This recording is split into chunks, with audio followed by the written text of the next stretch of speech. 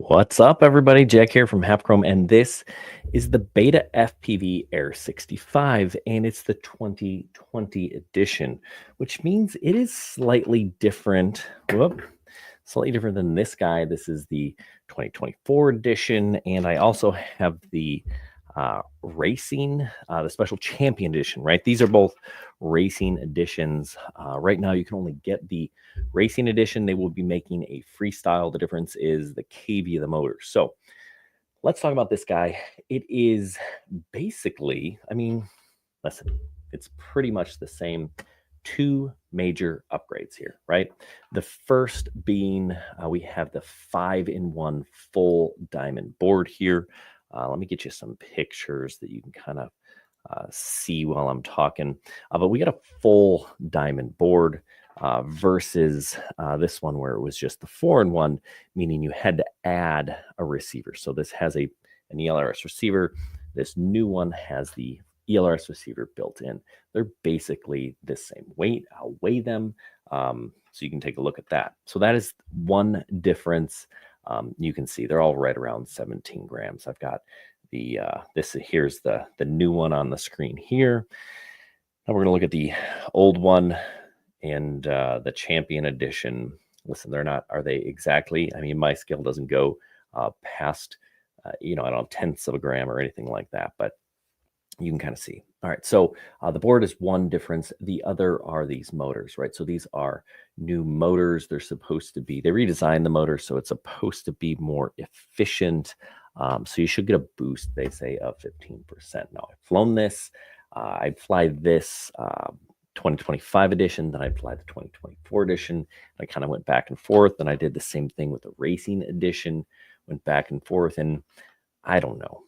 Maybe it just seems like it has more power, but it does. And yeah, it's fun to fly. Other little differences, they cut out right here on the side where the canopy meets the board. They notched it so the UFL connector, some people are having problems with it rubbing there, and then in a crash, it would pop the UFL off.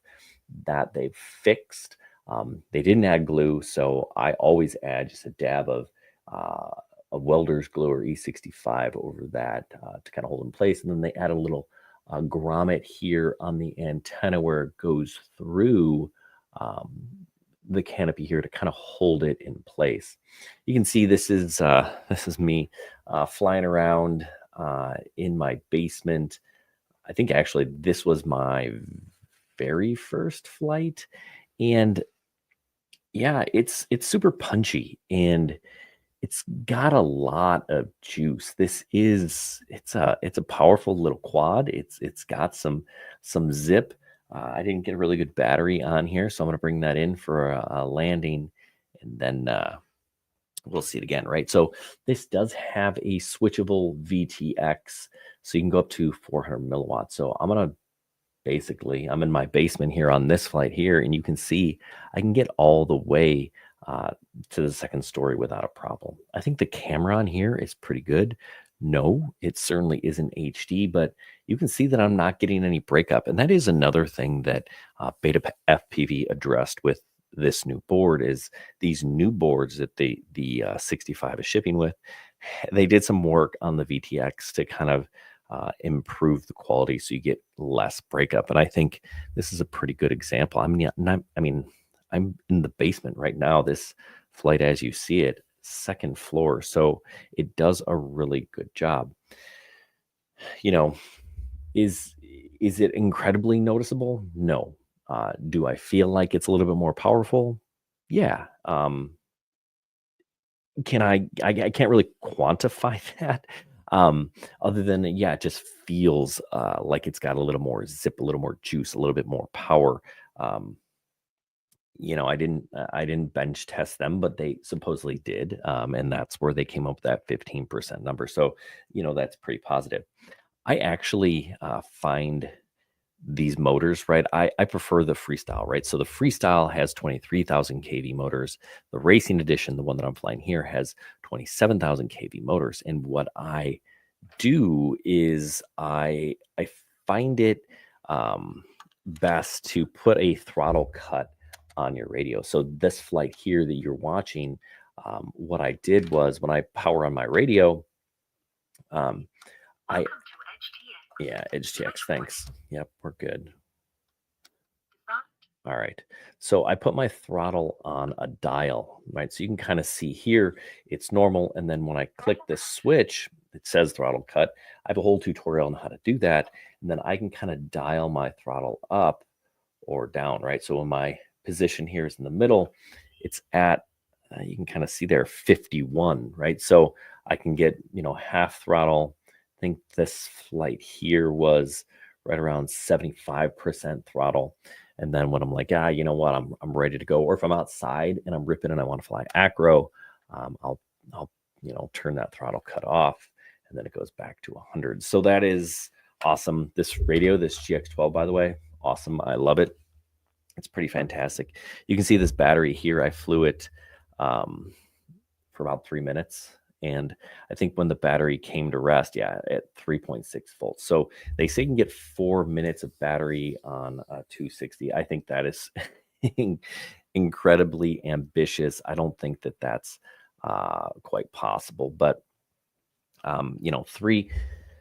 you're going to get a little bit more than 3 minutes per battery if you're flying conservative. And I think you're going to get a little bit less than 3 minutes on a battery if you're flying super aggressive. So that's what I would guess. These Lava 300s, the BetaFPV cells, they are fantastic, right? I have these GMB 380s. These 300 Lavas are better. These sub 250 batteries, they're fine. These Tattoo 300s, they're okay, but I really like these Lava batteries. So if you're going to pick this up from BetaFPV, I'd recommend you grab one of these. So what headset am I using? I typically fly with this. This is I use the HD0 goggles, and then I have a module here on the side. And then, I fly on R8 if that helps. But really, any goggles will work. Any analog goggles will work with this quad. Ari, thanks for the question. Jason, don't fly FPV drones. Try Got Motion sick in 2 minutes. Thanks for checking in. Yeah, you know what? That's actually pretty common, and there are a few potential solutions, right? The goggles. Some people don't like goggles, but hold on a second.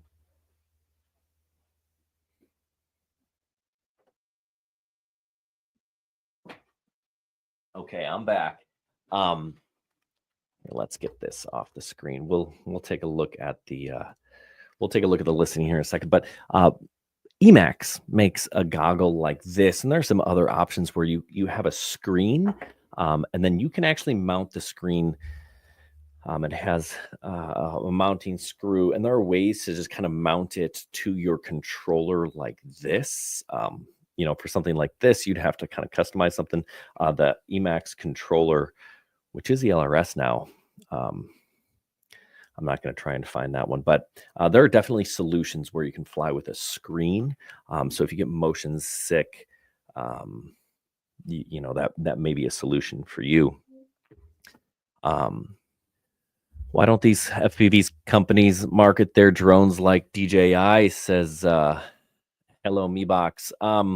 Well, they don't have the budget to market like DJI. They just don't.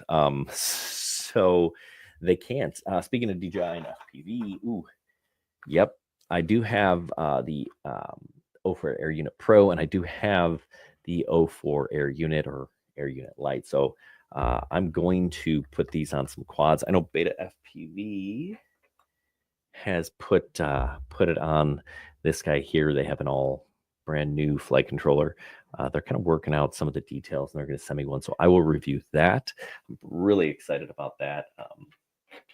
Right now, I think Tiny Whoop's and HD0 the way to go. But yeah, DJI is goodness, so nice. So thanks, Jason. That does look like a good idea. Give it a shot. That might be something to try. The new Meteor 75 is awesome. I love it. I got one here. This is my Meteor 75. I actually just converted this guy to HD0. And now soon I'll have a Tiny Whip with DJI. So I'm excited about that as well. You guys want to see? Let me show you guys some of the stuff. Oh, I got one of these. This is the Flip, DJI Flip. That lots of content on that. I flew flew a bunch of videos, flew a bunch of batteries, I should say, already on that thing, and I've only had it for a day. But let's take a look. I just want to verify for you guys the weight on the scale here. So give me a second here, and I'll go to camera 2. All right, here we go. All right, we get a little closer. All right. So if we here, that'll be right for you guys. Now, this here is my new guy, right? And we check the weight. It's coming in at 17 grams with the battery 26. Right, this is the racing edition. Yeah, it's 18 grams. Yesterday was telling me 17. It's just okay. So it is actually supposed to be a tiny bit heavier, but 26 with a battery, so you can kind of see, right? Like, I know my scale isn't super precise, but and this is the old 2024 edition, right? 26 grams. So all up weight. Right, are these batteries, how different are they? Let's find out. 26. 26. 26. Yeah. So like I said, these batteries are all pretty comparable. So if I were you, I think the option I would choose would be I would go with the lavas, because the lavas are just better. All right. There we are. Let's take a look before I get out of here. Just some of the other specs that that we got from BetaFPV. Here, let's take a look here. So this is their listing. It's $95. That's pretty good. You can get the racing or the freestyle. And again, like, I think the freestyle is plenty good. And if you're like, ooh, that's a little much, dial it down with a throttle cut. I've got a tutorial on that. Let's see. Yeah, they recommend 260s. They're lighter. They won't last as long, but you'll be a little bit more nimble. We do have this 90-degree battery connector, which is nice. These are your newer motors. They say 17.3 grams. Okay. Yeah, but yeah, it's a good little quad. I'm a fan. BetaFPV, they're making much better quads these days. So there's that. Yeah. Okay, now here it says ultralight 17.46. Oh, that's the Champion edition, right? So we said that one was a little bit heavier. Okay, so 70.3 grams, 65 millimeter frame. And you can buy all these parts separately if you need to. VTX goes to 400 milliwatts. It's the CO3 camera. It's the 702 SE2 motors, right, which are more powerful. And then you can get either the 27, which is what I have, or the 23, which is the freestyle, which is what I prefer, actually. But that's just that's a me thing. So yeah, 1S compatible. Yeah, it's a good little deal, little quad. All right, so let's take a look at some more questions here. All right. In my opinion, what's the best camera unit to send to somebody who really doesn't know how to fly a drone? And we're talking about a camera drone, not an FPV drone. That's a great question, right? So I think budget matters. I've done a handful of videos about this, right? So, at $200, it's the Neo. At $300, it's the Mini 4K. At, then the Mini 3 is like $450. The Mini 4 Pro is like $750. And of course, there's this, right? The Flip, which is a really unique drone. You see as I open it up, it powers up. It's nice because these propeller guards keep your fingers a little bit safer. The camera is just as good as the Mini 4. Maybe this one, maybe the Mini 4 4K, it kind of depends on your budget, really. All right. DJI Air 1. What a cool drone that was. Yeah, that was cool. The Mini 2, still a fantastic drone. Mini 3, great drone, great camera. With those being so light, would you fly them outside? Great question, Jason. The answer is yes. I do fly these outside. I fly. When I fly inside, I always fly angle mode, which is the video that I showed you earlier. When I fly outside, I fly them in acro mode. Can I fly in windy days? No. But I can fly this in my backyard, right? Which is awesome. I cannot do that with, I'm not going to do that with the DJI drone or a 5-inch FPV quad, but I love these little drones because I can fly them in my backyard. I think the 75 is a little bit better for flying outdoors than a 65, but still pretty awesome. What do I think about the Cetus X FPV kit? Let's take a look at it, actually, so I can talk through it. Yes, this. Hold on. Yeah, the Cetus X FPV kit. I had this. I didn't review it because, or I don't know if it was this one or the other Cetus kit, but I had issues because they have their proprietary software on this. It looks like they make a Betaflight version now, which would be better. The goggles here, they're good goggles. They'll work with anything. This remote, the initial BetaFPV remotes that shipped with these things were garbage. This one, ELRS. Oh, it's a Light Radio 3, right? So it is better. Yeah, I'm just not a huge fan of the Cetus X kit. I think I would rather buy one of these. I think it's more durable because these have a barometer, which actually is really cool, which means it holds your altitude position, which makes it easier for a beginner to fly. So that's a bonus, but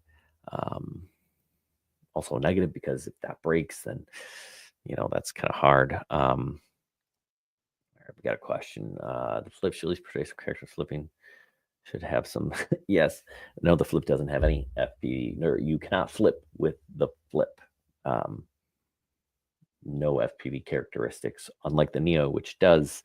Yeah, listen, I didn't want it to or expect it to be a ripper, but it would have been nice to have something. Yeah, Jason, thanks for checking in. Yeah, guys, I'll be doing more of these kind of live review question and answer. I think it's a great way to get through some of this stuff and show you what we got here. Anyway, I got lots of flip videos coming. I'm going to compare it against the Mini 4 Pro. We're going to compare it against the Neo. We're going to compare it against the Mini 4K. So thanks for watching. Good luck, everyone.